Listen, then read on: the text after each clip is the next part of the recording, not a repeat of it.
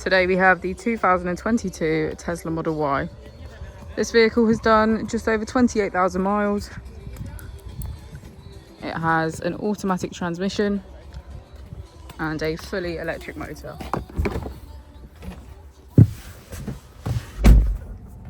On our user interface, we're met with an overview of the vehicle. This allows us to open the boot, charging port and bonnet, all from within inside the car. If we click on our Tesla icon in the bottom right, we can access our controls, dynamics, charging, autopilot, schedule, safety, service and software. Within safety we have advanced features such as a pin to drive and a glove box pin. If we go back into software and click on additional vehicle information, we can get a deeper analysis of the vehicle spec. The Model Y comes with a 360 degrees camera, and with that you can access your dash cam. If we press here, we can access our climate control with heated seats, a heated steering wheel and a heated windscreen.